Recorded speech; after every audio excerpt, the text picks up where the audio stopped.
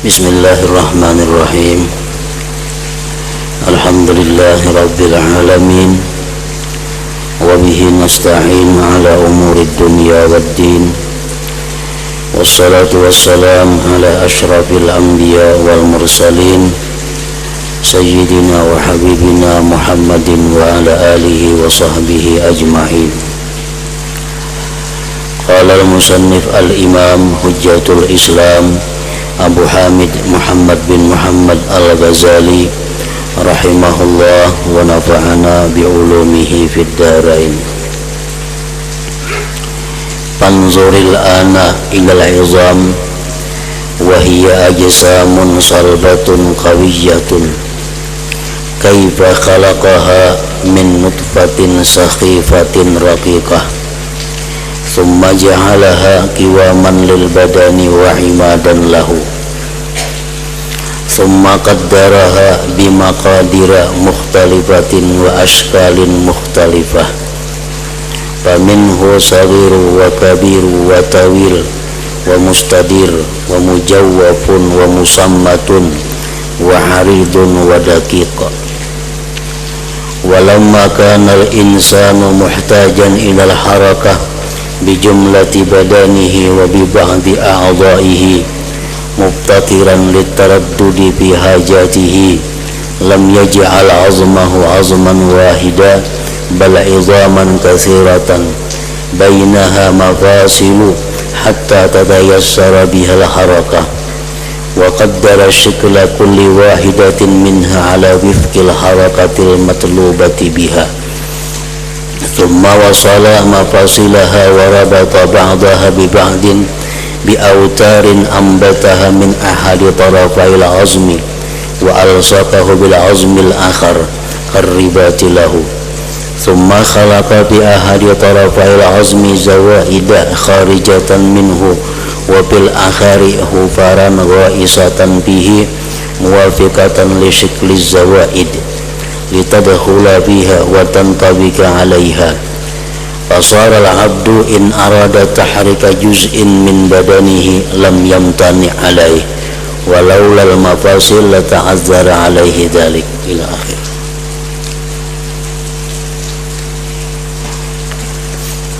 Makna daripada kalamul Imam Al-Ghazali rahimahullah,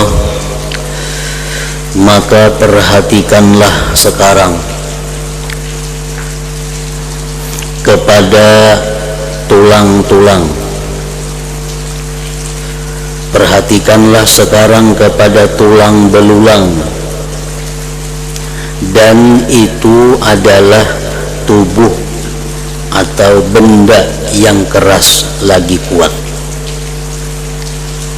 Tulang yang ada di dalam tubuh kita, yang ada di dalam awak kita, itu adalah benda yang keras dan kuat. Bagaimana dia Allah menciptakannya dari air mani yang lemah lagi halus. Bagaimana persisnya benda yang keras tadi padahal berasal dari air mani yang lemah.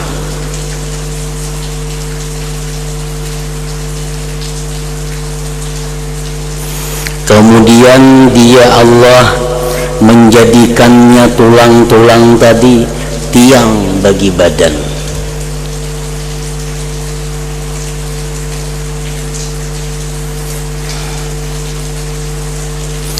Kemudian dia Allah menentukannya dengan ukuran-ukuran yang berbeda-beda dan bentuk-bentuk yang bermacam-macam. Maka di antaranya tulang-tulang di dalam tubuh kita ini ada yang kecil, yang besar, yang panjang, yang bulat, yang berlubang, yang tidak berlubang, yang lebar, dan yang halus.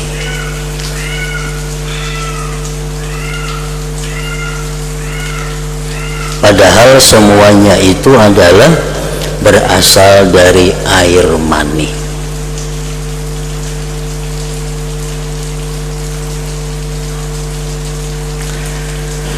Nah, ketika manusia itu memerlukan kepada gerakan dengan seluruh badannya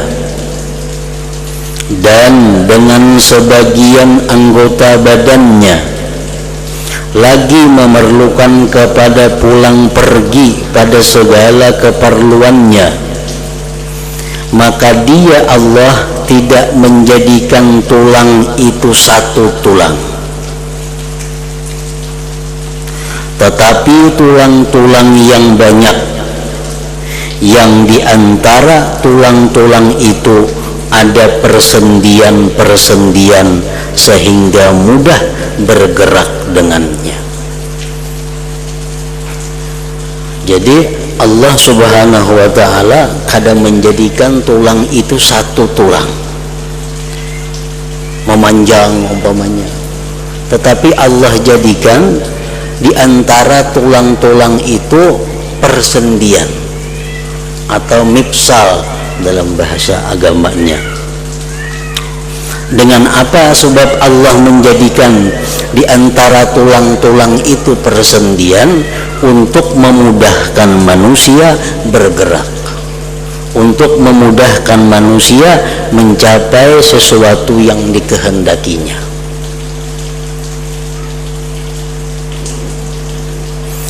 Rasulullah Shallallahu Alaihi Wasallam menyatakan dalam sebuah hadis, khuliqal insanu ala sittina wa thalathimi'ati nifsal. Diciptakan manusia itu atas 360 persendian. Jadi di dalam tubuh kita ada tulang, dan di antara tulang-tulang dalam tubuh itu Allah ciptakan 360 persendian. Macam kita ambil contoh di jari umpamanya. Nah, di jari ini sekali persendian, 2 buting persendian, 3 persendian. Jadi jari telunjuk ini 3 sudah persendiannya. Nah, ini ngarannya adalah mifsal. Allah jadikan ini supaya memudahkan kita untuk memperbuat apa yang kita perlukan. Nah, coba kadadan itu, kadada persendian rata nah macam ini. Makan kada kawa. Nah, kalau makan kayak ini.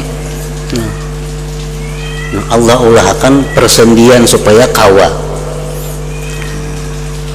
Jadi ujar Nabi kita, di dalam tubuh itu ada 360 persendian. Lalu sambungan hadis tadi, ala kulli mifsalin sadaqatun. Atas tiap-tiap persendian itu sedekah. Artinya apa? Bahwa setiap persendian-persendian yang ada di dalam tubuh kita itu menuntut kepada kita untuk disedekahi.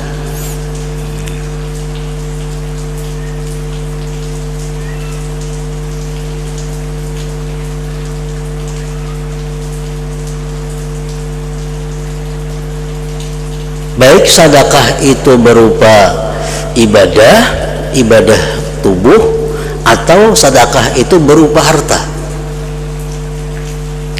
Pokoknya setiap persendian tubuh kita ini dia menuntut untuk diberikan sedekah. Jadi kalau kita umpamanya bersedekah wadai, nah setiap hari itu kita dituntut bersedekah 360 biji untuk umpamanya. Sebiji untuk 1 persendian. Atau kita bebacaan subhanallah 360 kali. Nah, itu satu kali subhanallah adalah untuk haknya persendian tubuh tadi. Apabila kita melakukan demikian itu, maka berarti kita telah menunaikan syukur kepada Allah atas persendian yang diberikan kepada kita itu. Artinya kita disuruh mensyukuri nikmat Allah berupa persendian ini. Kita bayangkan betapa sulitnya kita kalau persendian kita ini bermasalah. Duduk ngalih, semuaan ngalih.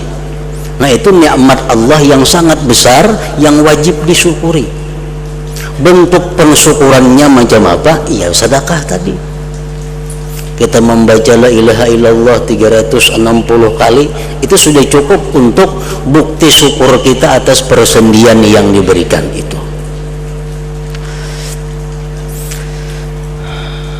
Ala kulli mifsalin sadaqah, atas tiap-tiap persendian itu sedekah. Kemudian lagi Rasulullah menjelaskan, wa yujzi'u min zalik rak'atan yarka'uhuma minad duha. Nah, ujar Nabi, dan cukup dari yang demikian itu 2 rakaat yang ia sembahyang dari sembahyang duha.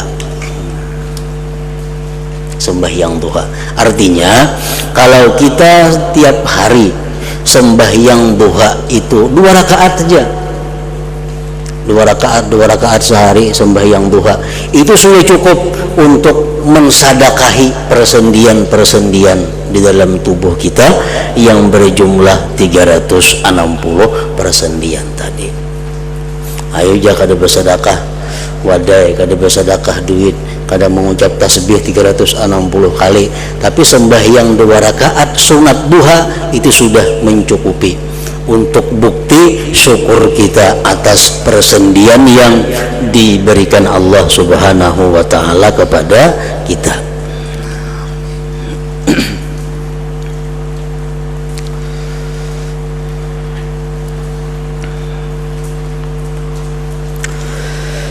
Dan dia menentukan bentuk setiap masing-masing daripadanya sesuai atas gerakan yang diminta. Di persendian ini bergerak menyesuaikan apa yang kita minta.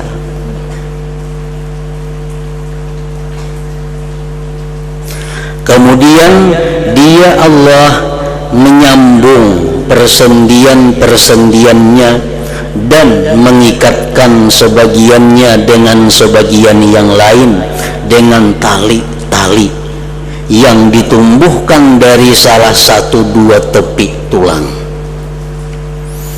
dan dia Allah meletakkannya dengan tulang yang lain seperti ikatan baginya. Kemudian dia Allah menciptakan pada salah satu dari 2 tepi tulang akan tambahan-tambahan yang keluar darinya, dan pada tepi yang lain akan lubang yang dalam padanya yang sesuai dengan bentuk tambahan-tambahan itu, agar ia masuk padanya dan bersesuaian atasnya. Maka jadilah seorang hamba kalau hendak menggerakkan bagian dari badannya niscaya tidak tercegah, dan jikalau tidak ada persendian-persendian niscaya yang demikian itu sukar atasnya manusia tadi. Nah, jadi kita disuruh memikirkan itu, bagaimana Allah menciptakan tulang-tulang berasal daripada air mani. Kemudian Allah bukan hanya menciptakan 1 tulang, tapi berbagai macam jenis tulang, berbagai macam jenis ukurannya. Dan lagi Allah Subhanahu wa taala bagaimana menciptakan di antara tulang-tulang itu persendian untuk memudahkan kita bergerak melakukan sesuatu keperluan.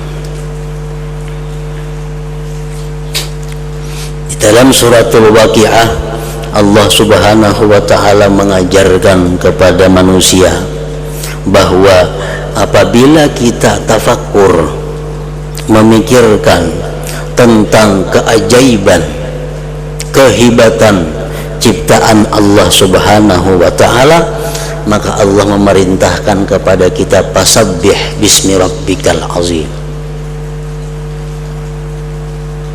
Seperti umpamanya dalam surat Al-Waqiah, afara'aitum ma tumnun antum takhluqunahu am nahnul khaliqun. Allah bertanya, apakah pendapat kamu, ujar Tuhan, tentang mani yang ada pada kamu? Apakah air mani itu ciptaan kamu atau kami yang menciptakan mani itu? Nah, ujung-ujungnya fasabbih bismi rabbikal azim, maka bertasbihlah engkau kepada Tuhan. Nah, jadi apabila kita tafakkur tentang apa yang ada di dalam tubuh kita daripada ciptaan Allah Subhanahu wa ta'ala, maka karena akhirnya tafakkur kita itu mengeluarkan satu ungkapan kalimat subhanallah. Itu disuruh Allah seperti itu. Jadi kalimat subhanallah yang keluar dari mulut kita, tapi berasal kalimat itu dari satu proses tafakkur, maka kalimat subhanallah itu mempunyai pahala yang sangat besar ketimbang kita mengucap subhanallah tapi kada didahului oleh tafakkur. Kadang-kadang itu subhanallah, subhanallah, subhanallah, subhanallah, tapi asalnya kada ada. Tapi kalau kita tafakkur tentang bagaimana itu ciptaan Allah menjadi sedemikian rupa, ciptaan Allah sedemikian bagusnya, akhirnya kita mengakui subhanallah, maha suci Allah Subhanahu wa ta'ala. Nah, subhanallah itu artinya mempunyai makna, subhanallah itu mempunyai isi. Jadi apabila sudah kita mengakui subhanallah, maha suci Allah, artinya maha suci daripada kekurangan, maha suci daripada kelemahan, maha suci daripada aib, otomatis ungkapan kalimat berikutnya adalah alhamdulillah, segala puji itu bagi Allah. Segala puji bagi Allah. Alhamdulillah. Lillah itu ujar ulama nahu mengatakan lamnya lil istihqaq, artinya segala puji itu hanya adalah berhak untuk Allah. Ini sesudah kita mengucap subhanallah, maha suci Allah, otomatis ucapan berikutnya alhamdulillah. Alhamdulillah, puji hanya untuk Allah. Kenapa pujian itu hanya untuk Allah? Nah, sambungan kalimat berikutnya adalah la ilaha illallah, tidak ada Tuhan selain Allah. Karena Tuhan hanya Allah. Jadi yang dipuji cuma Allah semata. Nah, sesudah kita meyakini yang demikian, baru lahir ungkapan dari mulut kita, Allahu Akbar, Allah itu maha besar. Allah itu maha besar. Artinya kadakawa dijelaskan lagi, kadakawa diperinci lagi bagaimana kehebatannya, bagaimana keajaiban ciptaannya itu.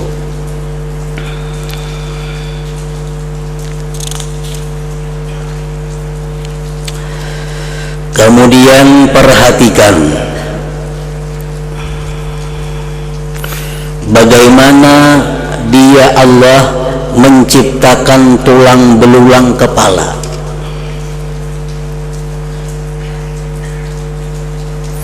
Dan bagaimana Dia mengumpulkannya dan menyusunnya. Dan sungguh Dia Allah menyusunnya tulang kepala tadi dari 55 tulang yang bermacam-macam bentuk dan rupa. Artinya kepala kita sebagiannya termasuk muha. tulang-tulang yang ada di kepala kita ini bukan sama, tapi 55 macam tulang.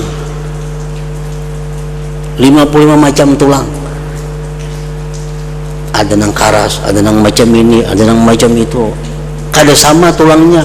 Antara tulang dahi lawan tulang belakang kepala lain tulangnya.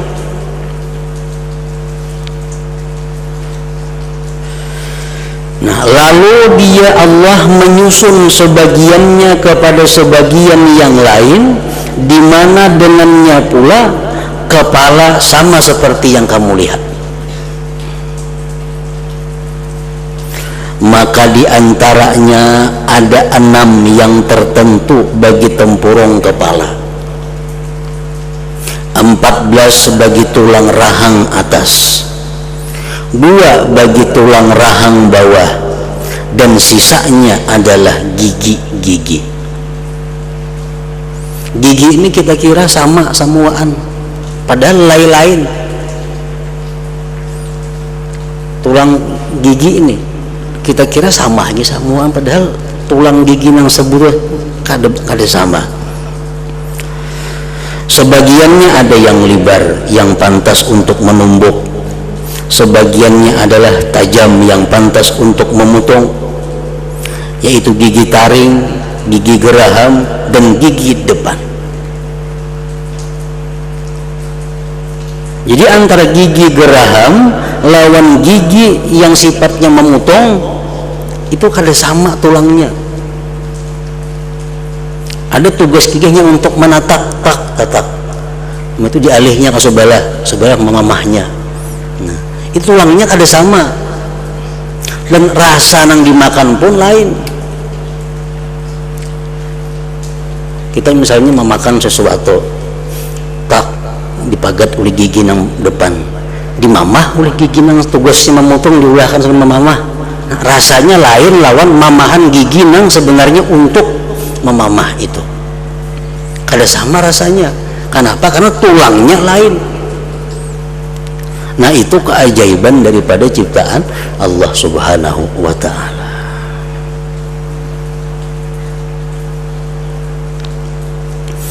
Jadi Imam Al-Ghazali rahimahullah, beliau mengatakan bahwa tafakkur, berpikir itu hendaknya dijadikan semacam wirid. Tafakkur itu hendaknya dijadikan wirid, artinya setiap hari mesti ada kita sediakan waktu untuk tafakkur itu. Di dalam kitab beliau Tartibul Aurat, beliau menjelaskan tafakkur itu diperlukan, disediakan waktunya. Alangkah baiknya sesudah selesai sembahyang 5 waktu. Nah, kalau kada mampu, sembahyang subuh dan asar. Jadi di situ beliau menyebutkan bahwa mulai waktu subuh sampai terbit matahari, mulai azan subuh sampai terbit matahari, itu hendaknya dibagi 4 macam wirid. Yang pertama di situ kita adakan doa kepada Allah. Yang kedua di situ kita berikan waktu untuk zikir. Zikir macam-macam, misalnya la ilaha illallah kah, salawat kah, tasbih kah. Yang ketiga di situ kita berikan waktu untuk membaca Al-Quran, beberapa ayat kah. Nah, yang keempat kita berikan waktu ada untuk tafakkur. Itu antara azan subuh sampai terbitnya matahari. Jadi itu waktu ada lawas waktunya. Anggaplah misalnya mulai jam 5 kurang seperempat sampai pukul 6. Nah, itu waktu kita bagi 4. Kita di situ ada berdoa, kita di situ ada berzikir, kita di situ ada membaca Al-Quran, dan jangan lupa di situ ada tafakur. Nah, apa yang ditafakurkan, nang dipikirkan, tasarah aja apa kan dipikirkan, nang penting ujung-ujungnya itu adalah merasakan keagungan, kebesaran Allah Subhanahu wa ta'ala. Atau tafakur apa aja yang ujung-ujungnya merasakan bahwa diriku ini sangat hina, sangat lemah, sangat banyak mempunyai kesalahan. Yang ketiga, atau tafakur yang ujung-ujungnya itu adalah membuat kita takut kepada Allah Subhanahu wa ta'ala dan menghadapi hari kiamat. Mengapa kan yang dipikirkan, tapi ujung-ujungnya takutan lawan mati. Mengapa kan yang dipikirkan, tapi akhir daripadanya adalah mengakui bahwa aku banyak dosa, aku hamba yang lemah, aku hamba yang hina, yang selalu perlu kepada pertolongan Allah. Atau kita berpikir apa aja, tapi ujungnya adalah mengakui kehebatan dan kebesaran Allah Subhanahu wa ta'ala.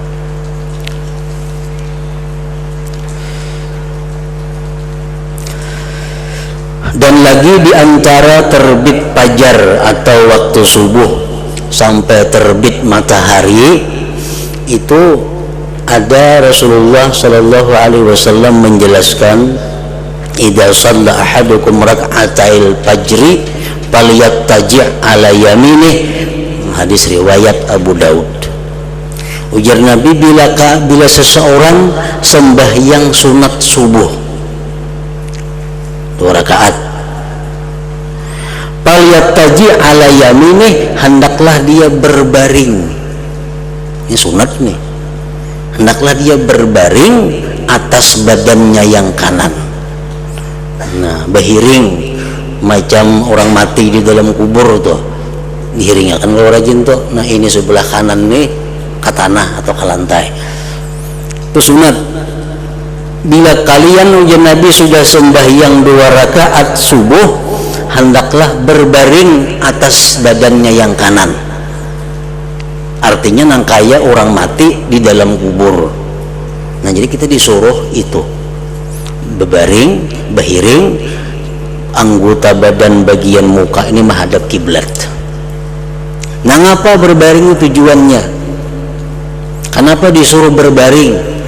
Imbas sembahyang sunat subuh itu disuruh kita berbaring kayak itu, kenapa?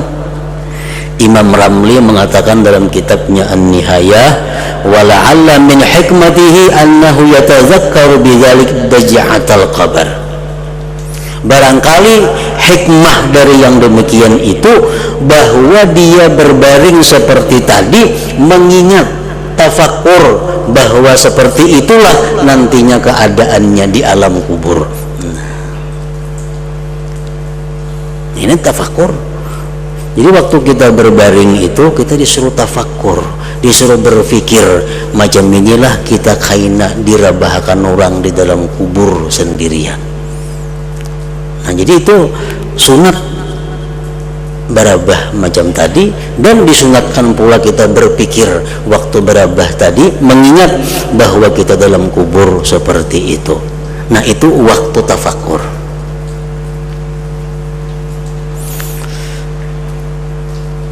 Jadi wirid bukan hanya Quran sajus sehari, wirid bukan hanya salawat 1000 sehari, wirid bukan hanya zikir 1000 sehari, tapi yang lebih penting lagi adalah wirid itu tafakur, karena itu yang paling besar pahalanya.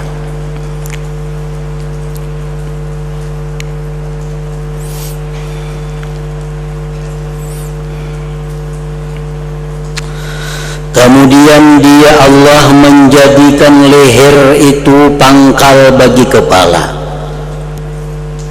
dan menyusunnya dari 7 buku-buku tulang yang berlubang dan bulat. Padanya terdapat kemiringan-kemiringan, tambahan-tambahan, tunjulan-tunjulan dan kekurangan-kekurangan, lekuk-lekuk, agar sebagiannya bersesuaian atas lainnya, dan menyebutkan sebagai hikmah padanya itu panjang. Jadi Allah Subhanahu wa taala menjadikan leher itu pangkal bagi kepala, gulu, dan menyusunnya di gulu itu dengan 7 tulang, 7 buku-buku tulang yang berlubang dan bulat. Tujuannya apa? Supaya kepala kita ini kada kaku. Jakanya kareda lubang 6 bulat-bulat itu di tulang leher ini, kepala kita rata macam kayu. Bila berpaling dah kan lawan awak, maka berpaling gitu nah. Orang mengiau lawan awak kasih itu. Tapi diciptakan Allah tulang leher ini berlubang-lubang, nah sehingga memudahkan kita berpaling tanpa memalingkan awak. Nah itu salah satu di antara rahasia ciptaan Allah. Dan menyebutkan segi hikmah padanya itu panjang. Apa rahasianya macam itu panjang? Macam jeriji umpamanya, Allah menciptakan jeriji manusia macam ini. Ini pasti ada rahasianya. Kenapa kan rata semua? Rata apa kayak ini nah?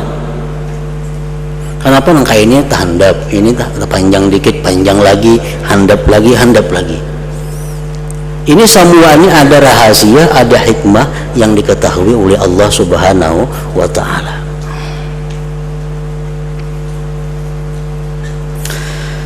Kemudian dia menyusun leher di atas punggung, dan dia menyusun punggung dari bawah leher sampai akhir tulang pantat dari 24 buku-buku tulang.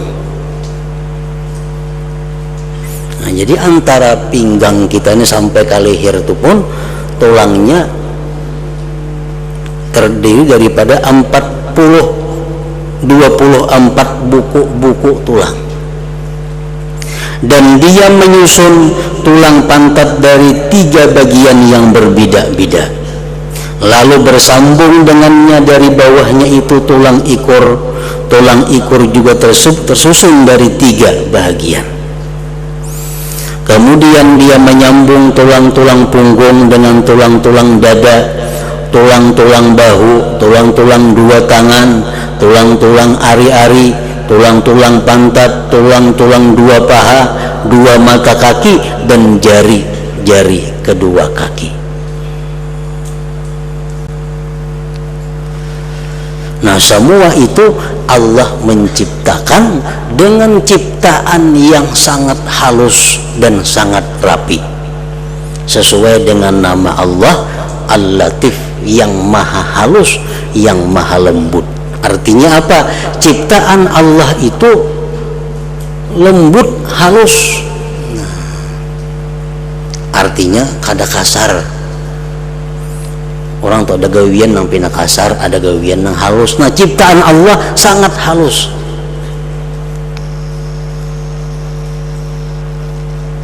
Macam gigi tadi, kalau dilihat sekilas sama tulang-tulangnya, tapi kalau diteliti maka gigi itu berlain-lain tulangnya.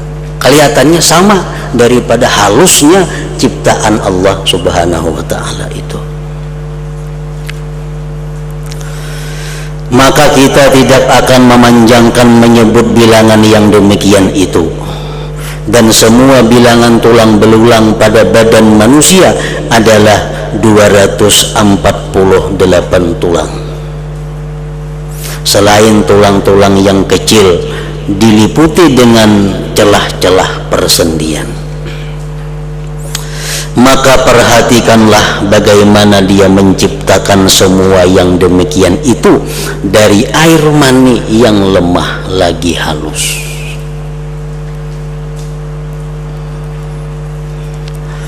Nah, kita biasa kalau melihat ciptaan, melihat sesuatu ulahan manusia yang begitu baik, begitu indah, maka kita kagum dan kita bertakun, itu ulahan mana? Melihat rubut umpamanya, rubut bisa berjalan, rubut bisa menyorong banyu, kita kagum melihat rubut itu, dan kita bertakun ulahan siapa itu. Padahal rubut itu dibanding manusia karena apa-apanya disipakin rabah rubut itu.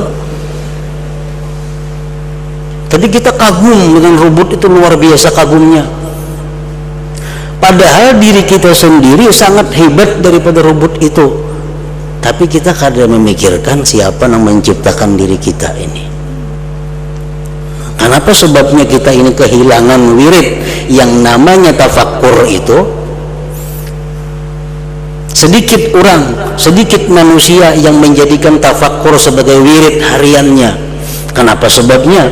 Ya mungkin karena keterangan minggu dahulu, yaitu ada 10 sebab yang menyebabkan orang itu terhindar atau lalai daripada tafakkur itu. Setiap sesuatu yang besar ganjarannya dari Allah, setiap sesuatu yang sangat berharga dari Allah Subhanahu wa ta'ala, maka Allah hanya memberikan kepada orang-orang tertentu yang dicintainya. Orang-orang biasa kada akan bisa, kada akan diberi Allah. Seperti contohnya tafakkur ini. Tafakkuru sa'atin khairun min ibadati sanah. Berpikir sesaat lebih baik daripada ibadah 1 tahun. Luar biasa. Oleh karena itu Allah kadang memberikan yang luar biasa ini kepada sembarang manusia. Hanya orang-orang yang tertentu yang dapat berpikir yang tafakkur itu. Tidaklah yang dimaksud dengan menyebut bilangan tulang belulang adalah agar diketahui jumlahnya. Sesungguhnya ini adalah ilmu yang dekat yang dapat diketahui oleh para dokter dan orang-orang ahli bedah. Hanya saja maksudnya adalah agar memikirkan daripadanya pada orang yang mengaturnya dan menciptakannya, bahwasanya bagaimana dia mentakdirkannya dan mengaturnya dan membedak-bedakkan di antara bentuk-bentuknya dan ukuran-ukurannya, dan dia menentukannya dengan ini bilangan yang tertentu. Tulang tangan sekian biji, tulang kepala sekian macam, tulang betis sekian macam, tulang jeriji sekian buting. Itu Allah menentukan yang demikian itu. Karena jikalau dia menambahkan satu kepadanya, niscaya yang demikian itu menjadi malapetaka atas manusia. Sabutingnya tulang kita labihan jadi masalah. Yang ia memerlukan kepada mencabutnya. Orang ada ditumbuhi tulang di betis, tulang labihan, pas tumbuhnya di telapak betis, kada kau berjalan di jalan sakit. Akhirnya apa? Pas sampai operasi menggayat tulang yang timbul di betis tadi. Nah hanya sedikit lebihan tulangnya sudah menjadi malapetaka bagi manusia. Dan jikalau ia mengurangi satu daripadanya, niscaya demikian itu adalah kekurangan yang memerlukan kepada penambalannya. Gigi kurang sebiji aja ada masalah daripada yang sempurna giginya. Maka seorang dokter ia memikirkan tentang itu untuk mengetahui jalan pengobatan pada menambalnya. Nah, jadi untuk meneliti sekujur tubuh kita ini, nah itu kada mampu saya kong dokter. Berpuluh-puluh dokter itu pun kada lengkap. Makanya ada dokter spesialis mata. Pada mata jangan dan diurusnya. Berpuluh-puluh tahun sekolah urusan mata. Itu pun ini kada mampu mengetahui seluruh permasalahan mata. Ada dokter hati, telinga, tenggorokan, hidung itu. Nah, nang dikajinya bertahun-tahun hanya urusan telinga, tenggorokan, hidung. Ada dokter jantung, ada dokter kulit. Dokter kulit ada. Orang getaran apa ngarannya ini sekolah itu. Itu pun kada kawa seluruhnya mengetahui apa-apa penyakit kulit. Nah, jadi Allah Subhanahu wa Ta'ala menciptakan manusia ini, dan manusia kadang akan mampu untuk mendalami apa-apa ciptaan Allah di dalam tubuh ini, walaupun berbagai macam ahli, berbagai macam spesialis terkumpulan mengetahui rahasia ciptaan Allah yang ada dalam tubuh manusia. Nah, orang-orang yang sifatnya kedokteran ini belajar mengetahui itu untuk pengobatan, dan sedangkan orang-orang yang mempunyai mata hati memikirkan padanya untuk menjadikan dalil mereka dengannya atas kebesaran orang yang menciptakannya dan merupakannya. Maka jauh antara dua pikiran itu. Dokter memikirkan tulang ini macam apa, habis rambut mikirkan itunya, tapi ujungnya apa ini? Untuk cara pengobatan. Al-Imam Syafi'i memikirkan itu adalah untuk apa? Untuk mendapatkan kesimpulan betapa hebatnya orang yang menciptakan ini. Nah, lain antara dua pemikiran itu. Nah, maka jauh antara dua pikiran itu. Satu pikiran bagaimana cara mengobatinya, sedangkan yang satu adalah berpikir untuk menemukan kebesaran dan kehebatan penciptanya, yaitu Allah Subhanahu wa Ta'ala. Nah, hingga situ kemudian pikirkanlah bagaimana Allah Ta'ala menciptakan.